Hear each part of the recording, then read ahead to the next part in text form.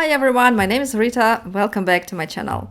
So I've lived in France for more than 20 years now, and one of my hobbies is to collect the out-of-office messages of my French colleagues. Sometimes you find real gems. Just listen to it. Je suis actuellement en congé sans accès à ma boîte mail. I'm currently on leave without access to my email. Étant en congé, je répondrai à votre message à mon retour. As I'm on leave, I will respond to your message upon my return. And my favorite is, je suis en congé. I'm on vacation. I know, sometimes it may seem that French people are constantly on vacation. By law, we have 5 weeks of paid vacation, but depending on the sector of your company and the size, you may have additional paid days. For example, I have about 48 days. I never actually remember, which is roughly 9 weeks and a half. And if you are watching this from America or Asia, I believe that you can be quite shocked right now, which I cannot blame you for. Also, my company's policy states that we have to take a minimum of 3 weeks of vacation between July and August, and a lot of my colleagues take 4 weeks. That is, they leave the office for the whole month of August. And to be honest, I'm sometimes one of these colleagues as well. Also, if you have ever been to Paris in August, you may have noticed that there are almost no French people in the streets. I mean, Parisian people in the streets. They're mostly tourists everywhere. And again, because Parisians, they just leave the city, they leave the capital for the whole month or 3 weeks of August, so the chances to meet a real Parisian girl in August are very slim.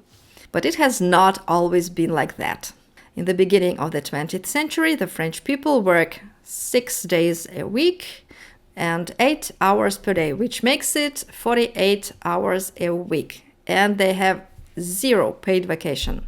Everything changes in 1936 when the communists come to power. Well, not exactly the communists, but le Front Populaire, which is a popular front in the coalition of different leftist parties. In 1929, the Great Depression begins in America, which affects Europe in the 1930s. France is no exception. Unemployment and poverty grows, social tension reaches its peak, and in the spring of 1936, France is swept by a wave of strikes and workers' unrest. Workers seize enterprises, organize rallies, and demand better working conditions. At the same time, le Front Populaire comes to power. The new government is headed by a socialist Léon Blum, the first socialist to hold the post of a prime minister in France. And soon after their coming into power, the negotiations begin between the government, the trade unions, and the employees' representatives. The result of these negotiations was the Matignon Agreements. Matignon, by the way, is a palace located in the 7th arrondissement of Paris and serves the residence of the French Prime Minister. The agreements include significant benefits for the French workers and the first paid vacation. 2 weeks to begin with. So for the first time, the French people have an opportunity to go on vacation. But at that time, they don't travel very far. There are not many cars. People mostly travel by bikes, so they just take an opportunity to visit their relatives, for example, and the first campsites appear. Paid holidays and waves of vacation departures did not immediately become part of the common culture. I remember how my father came home in tears.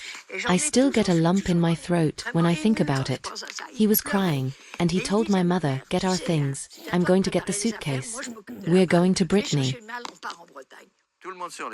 Everyone was on the road. People were singing, laughing, and hugging. We were happy. I have never seen as much joy in life as at that moment. There's a story that in Lorraine region, some workers would come to their factory during the vacation just to check that their place has not been taken by someone else.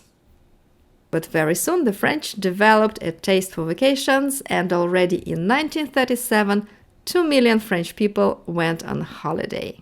In 1955, Strikes and riots break out at metalworking factories in Nantes and Saint-Nazaire. Workers demand additional social benefits, and the trade unions of Renault threaten to join the conflict. The management is threatened by the escalation, so they quickly sign the agreements with the trade unions, which introduce a third week of paid vacation and wage increase. So in this case, Renault was a sort of trendsetter because a few months later, the government introduced the third paid week of vacation to all the French workers. And in 1962, Renault again was at the forefront of the social progress when they introduced a fourth paid week of vacation. But this time government was a bit slower because they only adopted the fourth week of vacation for everyone in 1968. So if you still don't know why French people like to go on strike so much, now you know, because it works. Another important date is 1982, and please stay with me. It's a really important one. This is when the chèques vacances, vacation vouchers, were created by François Mitterrand. So what on earth is a holiday or vacation voucher? Well, it's basically money. It's money that is given to you by your company and with which you can pay for train tickets, some plane tickets, hotels, campings, etc. The amount of vouchers they give you depends on your salary. The more you earn, the less you get. Welcome to France. But still, it's better than nothing. For example, I get around 300 euro per year of vouchers, and it still helps, you know.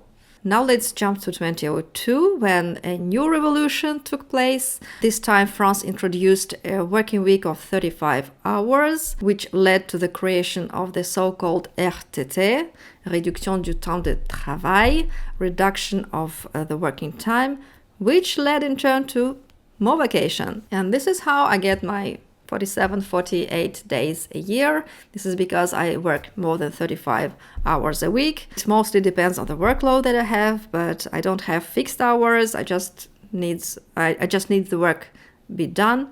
So where do French people go on vacation? Well, a lot of visit their relatives.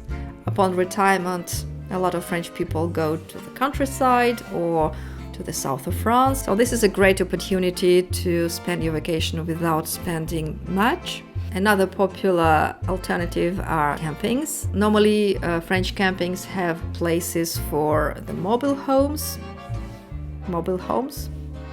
and cabins with various degree of comfort. This year we were in a huge camping in the south of France.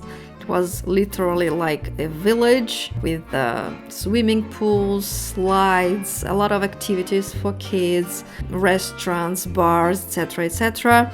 The only thing is that it was quite noisy because obviously a lot of people, dancing parties and concerts and stuff like that. So me, who is not a big fan of such things, I would just stay at my home with a book. It could be a little disturbing, but you know, you can deal with it. Another camping I like in France is called Utopia.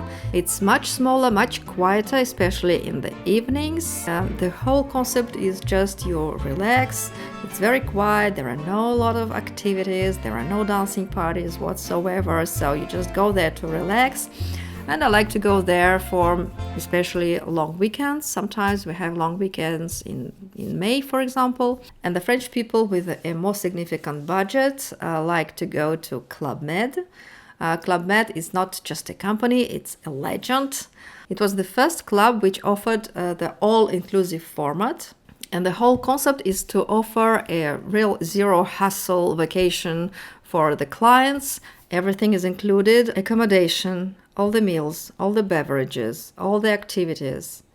Literally everything is included, but it has its price. I recently looked for some options with Club Med and I didn't find anything less than 8 or 10,000 euro per week for a family of 4. So way over my budget. And speaking about budget, statistically, a French family has a budget of about 2,100 euros per 2 weeks of vacation, which is less than the budget of our European neighbors. In European countries, people spend about 2,400 euros for 2 weeks of vacation. So, of course, in France, we have some sort of financial support, but not for everyone and not always. The most common type of support is provided by your employer or the work council.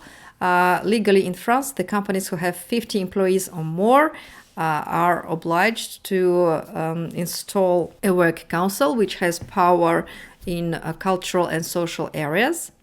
And the most common type of financial help are the holiday vouchers, which I have mentioned before. They are financed either by the company itself or jointly by the company and the employee, and the amount depends on your income level. Depending on your company, you can also have other types of financial support. For example, the company I work in pays a certain percentage of your plane tickets. It depends again on your income level. For example, in my case, the company pays up to 25% of my plane tickets for me and my family, I mean. So yeah, it can be quite significant, and the thing is, it creates some sort of discrimination as well, because if you work in a company which has less than 50 employees and the company does not have a work council, well, it means that you don't have all these benefits, or much, much less, because the company first probably cannot afford to give all these benefits, and also because it doesn't have to. So where do French people like to spend their vacation? Well, the first thing to know is that a lot of French people like to spend a vacation in their own country. Statistically, it's 42%, as compared to our European neighbors, which are only 30% to spend their vacation in their own country. Also, the French people love the sea and the sun. Quelle surprise! So their favorite regions would be the French Riviera, Occitanie, Brittany, and New Aquitaine.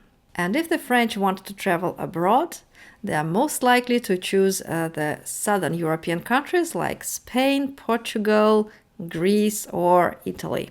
And this is the end of this video. If you liked it, please give it a thumbs up and subscribe to my channel. Au revoir!